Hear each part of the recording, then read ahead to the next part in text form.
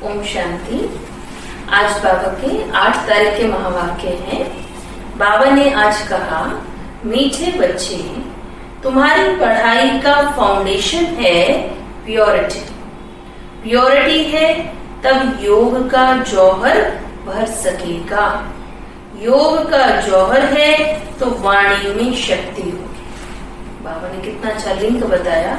Purity है तो याद में जौहर होगा, जौहर होगा तो वाणी में शक्ति होगी, और वाणी में शक्ति होगी तभी किसी को तीर भी लगेगा। प्रश्न बाबा ने पूछा, तुम बच्चों को अभी कौन सा प्रयत्न पूरा करना है? बाबा ने उत्तर दिया, सिर पर जो विकर्मों का बोझा है उसे उतारने का पूरा प्रयत्न करना है। बाप का बनकर कोई विकर्म किया तो बहुत जोर से गिर पड़ेंगे। बीके की अगर निंदा कराई, कोई तकलीफ दी तो बहुत पाप हो जाएगा।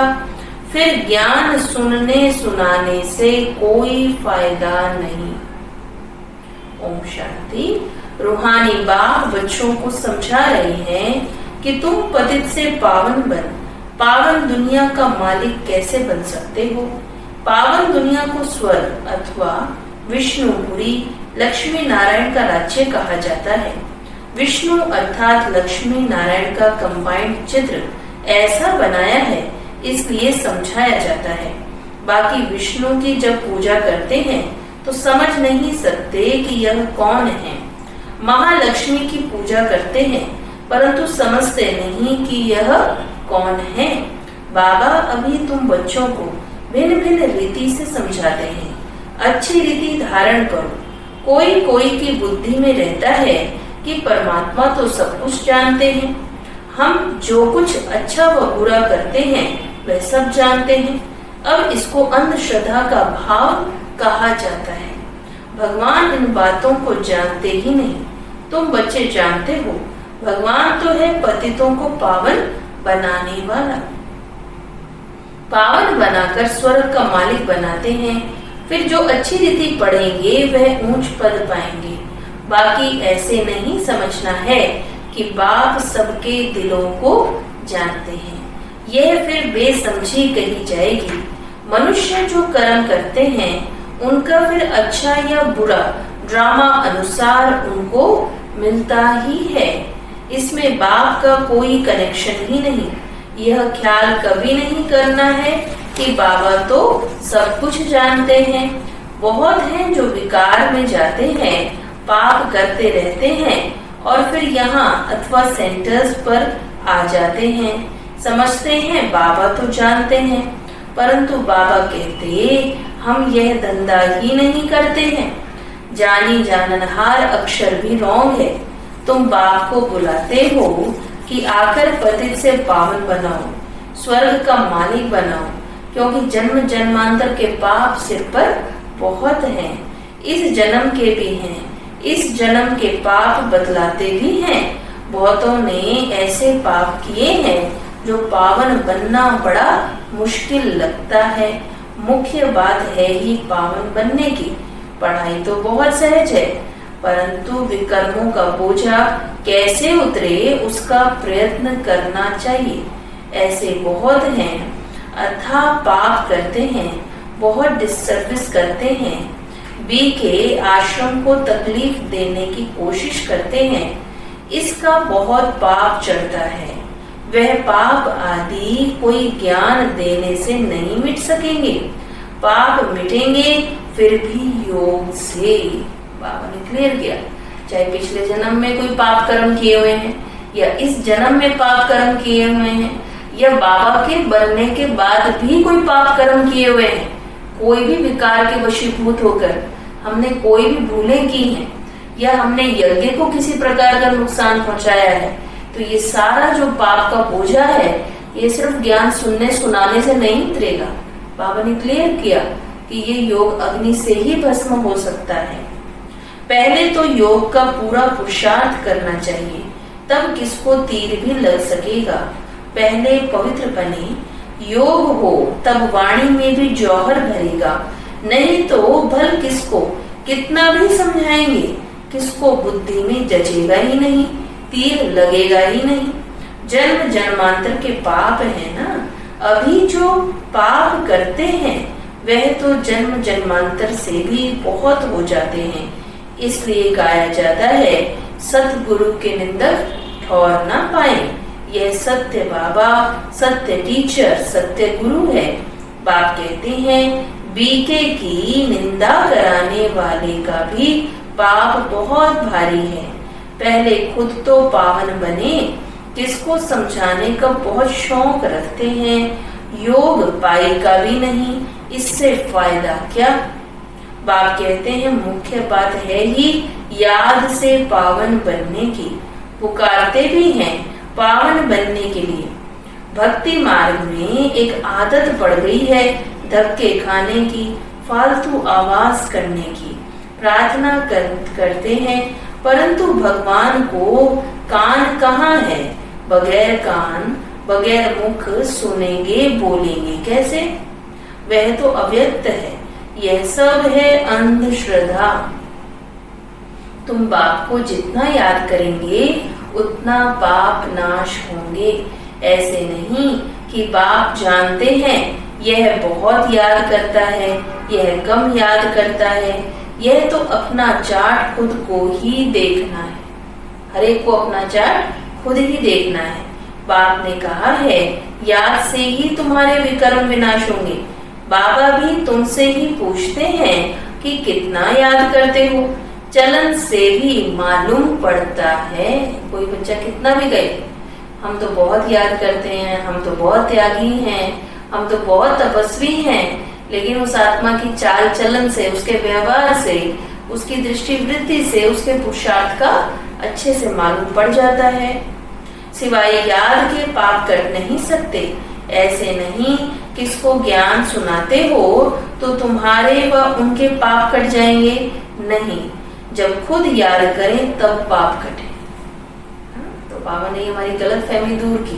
बाबा कहते ऐसा नहीं कि हमने दूसरों को बहुत ज्ञान सुना दिया तो हमारे पाप नाश हो जाएंगे। या दूसरे हमारा ज्ञान बहुत सुन रहे हैं तो पाप नाश हो जाएंगे। नहीं, इसके लिए तो एकांतवासी बन, एकाग्र बुद्धि बन, बिंदु से कनेक्शन जोड़ना होगा, तभी पाप नाश होंगे। बाबा कहते मूल बात है पावन बनने की।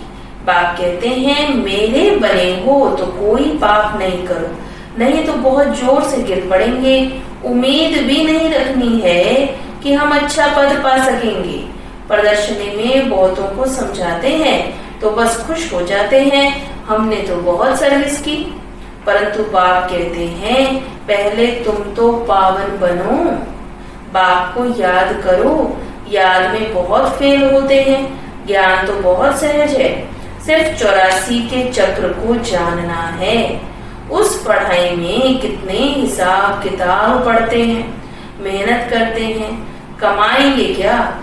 पढ़ते पढ़ते मर जाएं तो पढ़ते पढ़ते ही मर जाएं तो पढ़ाई ही खत्म। तुम बच्चे तो जितना याद में रहेंगे उतना धारणा होगी। पवित्र नहीं बनेंगे, पाप नहीं मिटाएंगे तो बहुत सजा खानी पड़ेगी।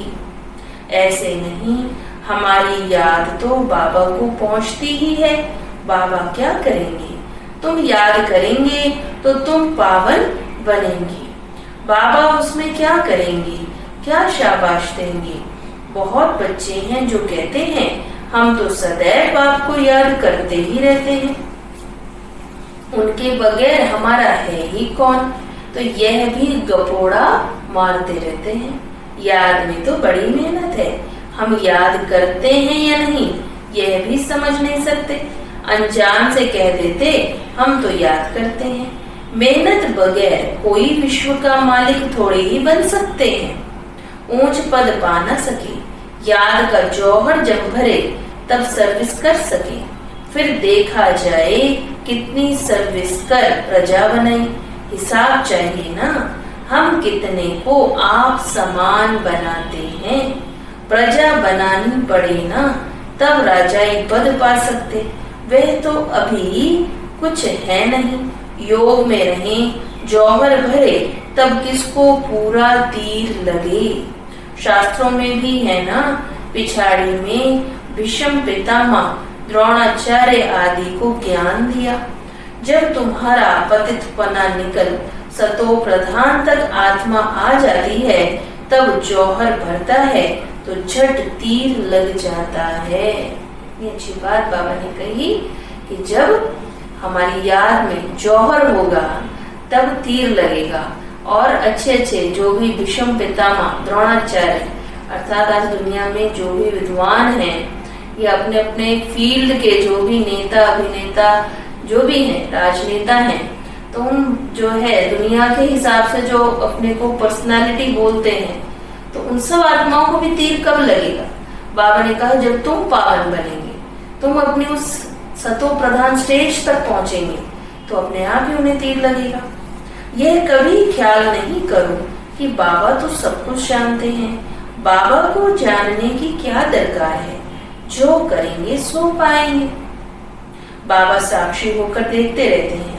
बाबा को लिखते हैं, हमने फलानी जगह जाकर सर्विस की।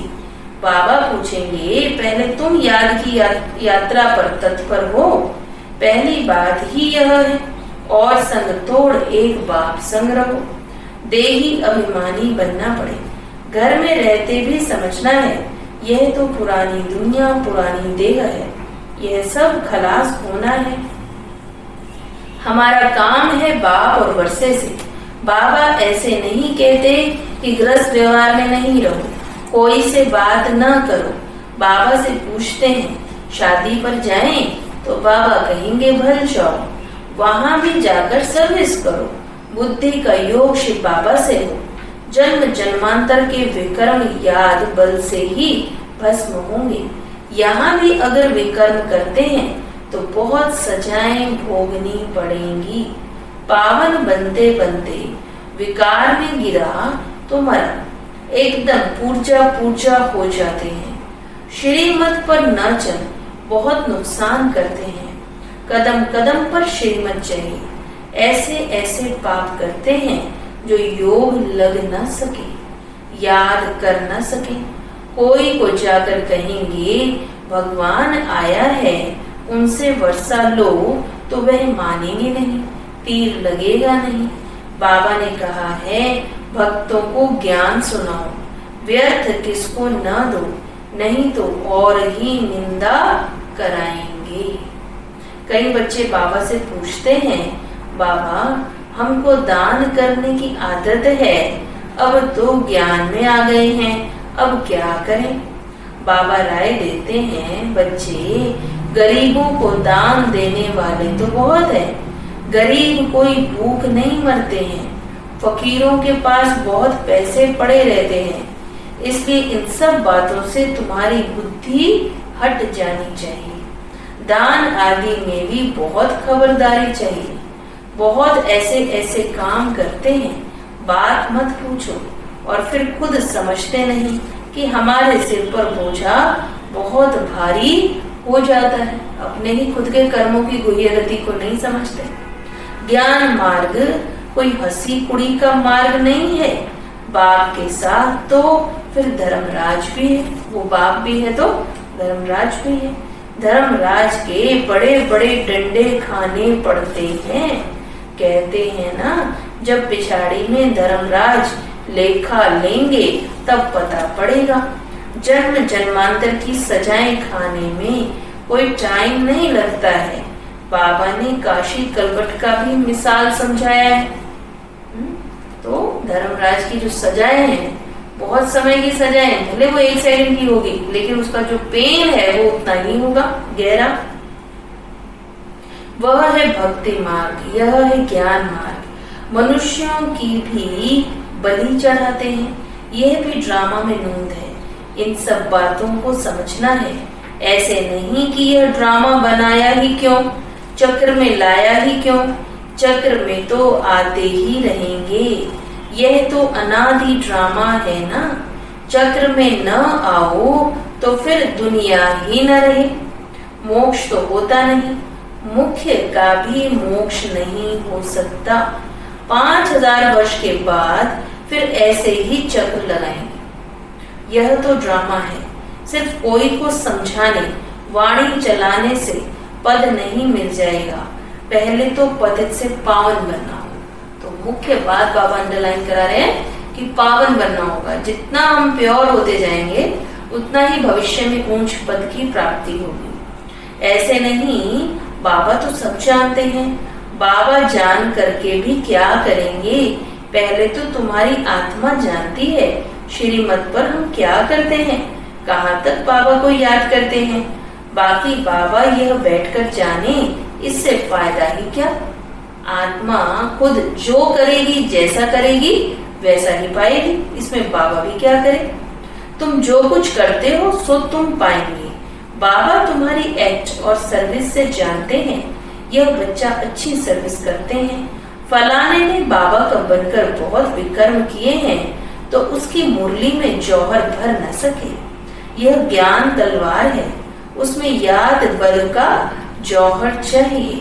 योग बल से तुम विश्व पर विजय प्राप्त करते हो। बाकी ज्ञान से नई दुनिया में ऊंच पद पाएंगे। पहले तो पवित्र बनना है। पवित्र बनने बगैर ऊंच पद मिल न सके। यहाँ आते हैं नर से नारायण बनने के लिए। पतित थोड़े ही नर से नारायण बनेंगे। पावन बनने की पूरी युक्ति चाहिए। अनन्य बच्चे जो सेंटर संभालते हैं उनको भी बड़ी मेहनत करनी पड़े। इतनी मेहनत नहीं करते हैं इसलिए वह जौहर नहीं भरता, तीर नहीं लगता। याद की यात्रा कहाँ, सिर्फ प्रदर्शनी में बहुतों को समझाते हैं। पहले याद से पवित्र बनना है, फिर है ज्ञान। पावन होंगे तो ज्ञान की धारणा भी अच्छी होगी। पावन होंगे ना, याद का जौहर होगा तो धारणा भी अच्छी होगी। पतित को धारणा होगी नहीं। मुख्य सब्जेक्ट है याद की। उस पढ़ाई में भी सब्जेक्ट होती है ना। तुम्हारे पास भी भल बीके बनते हैं, परंतु ब्रह्मा कुमार कुमारी भाई बहन बनना मासी का घर नहीं है। सिर्फ कहने मात्र नहीं बनना है। कहने को तो बीके, लेकिन अभी भी दृष्टि वृत्ति में वो शुद्धता है नहीं। देवता बनने के लिए पहले पवित्र जरूर बनना है, फिर है पढ़ाई। सिर्फ पढ़ाई होगी, पवित्र नहीं होंगे तो ऊंच पद नहीं पा सकेंगे। आत्मा पवित्र चाहिए। पवित्र हो तब पवित्र दुनिया में ऊंच पद पा सके। पवित्रता पर ही बाबा जोर देते हैं। बगैर पवित्रता किसको ज्ञान दे न सके। बाकी बाबा देखते कुछ भी नहीं है, खुद बैठे हैं ना, सब बातें समझाते हैं। भक्ति मार्ग में भावना का भाड़ा मिल जाता है, वह भी ड्रामा में नूंद है। शरीर बगैर बाप बात कैसे करेंगे, सुनेंगे कैसे। आत्मा को शरीर है तब सुनती है, बोलती है। बाबा कहते हैं मुझे ऑर्गन्स ही नहीं तो सुनूं और जानूं कैसे। समझते हैं बाबा तो जानते हैं, हम विकार में जाते हैं। अगर नहीं जानते हैं तो भगवान ही नहीं मानेंगे। ऐसे भी बहुत होते हैं। बाप कहते हैं मैं आया हूँ तुमको पावन बनाने का रास्ता बताने। साक्षी होकर देखता हूँ।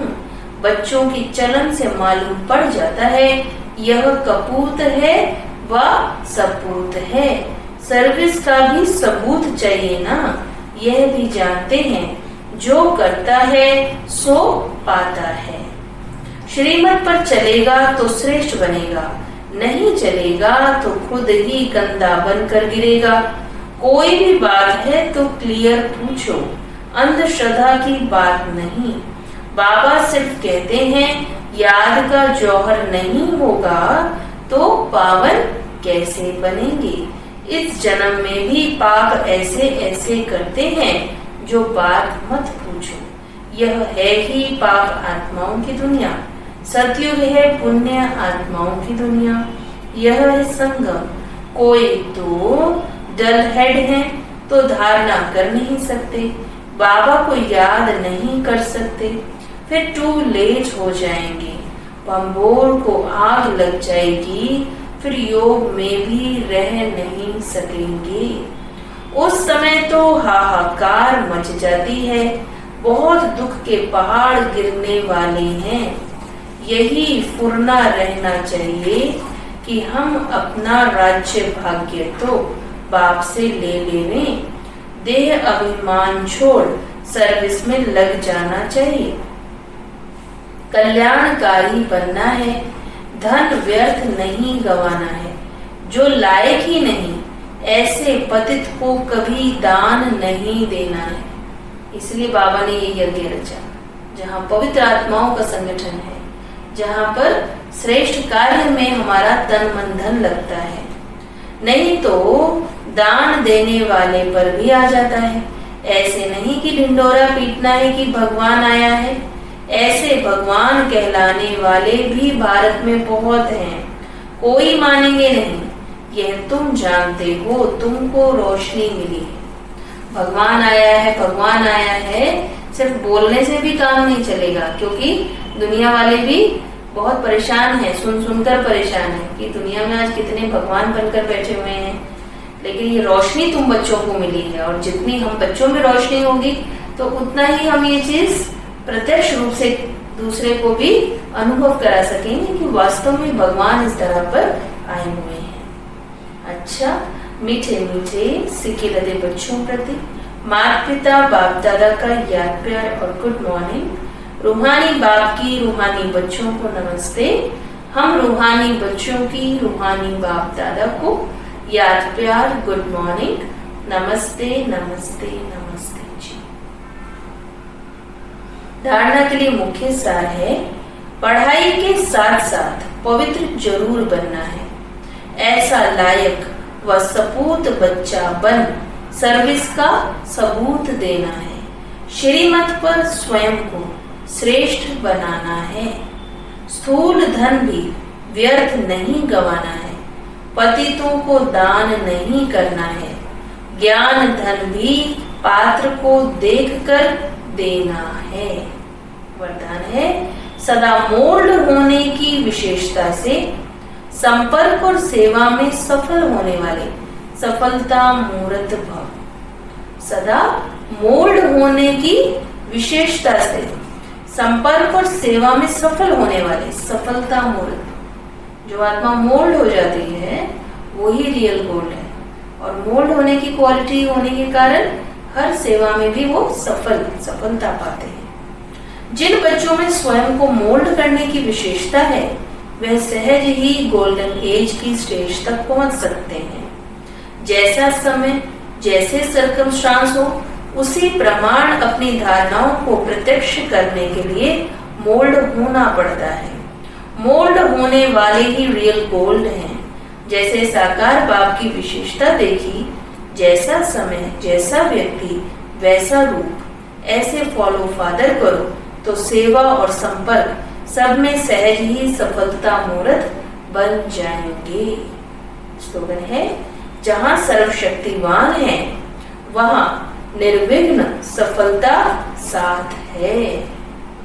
जहाँ सर्वशक्तिवान है, जहाँ मन और बुद्धि से सर्वशक्तिवान का संग है ना, बाबा का साथ है, तो वहां पर हम कैसे रहेंगे? निर्विघ्न, और निर्विघ्न सफलता, हर कार्य में सफलता होगी, निर्विघ्न सफलता प्राप्त करेंगे। अच्छा, ओम शांति।